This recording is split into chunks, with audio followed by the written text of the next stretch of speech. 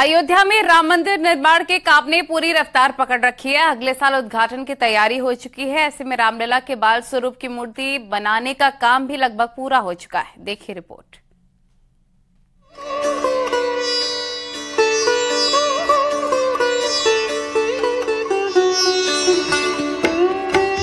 हर राम भक्त को अयोध्या में बन रहे राम मंदिर के बनने का बेसब्री से इंतजार है। मंदिर उद्घाटन की तारीख भी धीरे धीरे नजदीक आती जा रही है। ऐसे में मंदिर निर्माण कार्य बिना रुके तेज रफ्तार के साथ चल रहा है। जनवरी में रामलला अयोध्या के भव्य और दिव्य मंदिर में विराजमान हो जाएंगे।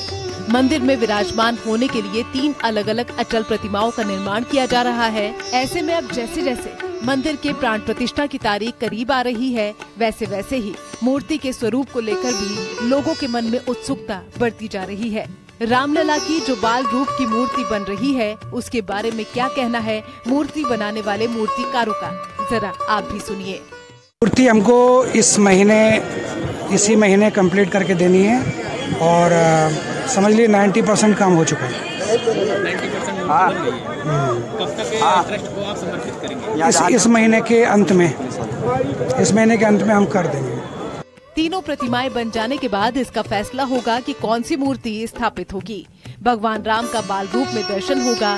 रामलला की प्रतिमा की ऊंचाई तय करने में खगोल विज्ञानियों की राय भी ली गई है, ताकि सूर्य की पहली किरण उनके ललाट पर पड़े। और बहुत जल्द मूर्तिकार मूर्तियों को राम मंदिर ट्रस्ट को समर्पित कर देंगे। नक्काशी के बारे में अगर बताया जाए तो जो आम जनता है जो सोच रही होगी या कल्पना कर रही होगी कि ऐसी होगी, उससे भी अधिक सुंदर होगी। क्योंकि अभी हम उस चीज़ को ज़्यादा बता नहीं सकते हैं कि कैसे क्या हो रहा है, लेकिन सब लोगों को एक इतना बड़ा एक सरप्राइज मिलने वाला है पूरे देश को कि ऐसी मूर्ति कभी कहीं देखी ना हो। रामलला की मूर्ति का निर्माण 24 घंटे चल रहा है। इसके लिए मूर्तिकार बिना आराम किए मूर्ति निर्माण में लगे हुए हैं।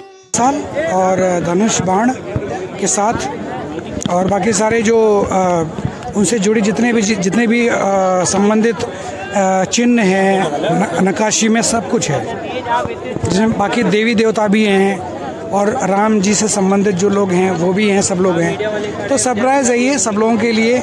जब प्राण प्रतिष्ठा हो जाएगी और पब्लिक के लिए जब खुलेगी मूर्ति, तो सब लोग बहुत ही आनंदित हो जाएंगे। 22 जनवरी 2024 को रामलला मंदिर में विराजमान होंगे।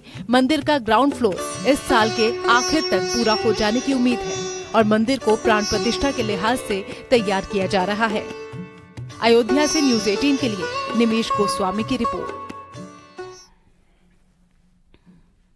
हाथरस से बड़ी खबर, रुई गोदाम में आग लग गई है। आग से इलाके में अफरा तफरी का माहौल।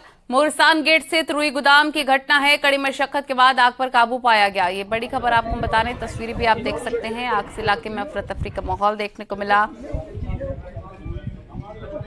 रुई गोदाम में लगी आग, कड़ी मशक्कत के बाद बुझी आग।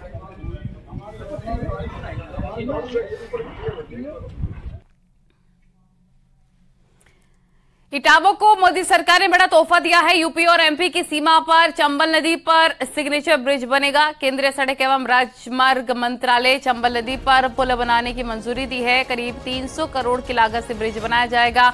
उम्मीद है कि 3 महीने बाद काम शुरू हो जाएगा। जो अभी हमारा पुराना पुल बना हुआ है, वो बार बार वहाँ पे ओवरलोड ट्रक निकलने के कारण क्षतिग्रस्त हो जाता है और उसकी बार बार रिपेयरिंग होती है, तो कभी कोई भी दुर्घटना घटित हो सकती है। इसलिए बार बार उसको रिपेयर करके चलाना मुझे लगता है उचित नहीं है। इसी के परिप्रेक्ष्य में हम लोगों ने नए पुल की मांग की थी और नया पुल बनेगा तो निश्चित ही जो बार बार ये ब्रेक हो जाता है ना आवागमन, अभी जैसे बंद चल रहा है, तो उसमें बहुत सुविधा मिलेगी। यूपी और एमपी के लोगों को आपस में कनेक्ट होगी। इजरायल और हमास के बीच जारी संघर्ष के बीच इजरायल में फंसे भारतीय नागरिकों के लिए चलाया गया ऑपरेशन अजय जारी है। इसी ऑपरेशन के तहत आज 2 और विमान इजरायल से भारतीय नागरिकों को लेकर नई दिल्ली पहुंचे। पहली उड़ान 197 भारतीय नागरिकों और दूसरी उड़ान 274 भारतीय नागरिकों को लेकर सुबह नई दिल्ली पहुंची। विशेष उड़ानें उन भारतीय नागरिकों की वापसी की सुविधा के लिए 12 अक्टूबर को शुरू किए गए ऑपरेशन का हिस्सा हैं, जो इजरायल में हमास के हमले के बाद अपने घर वापस लौटना चाहते हैं।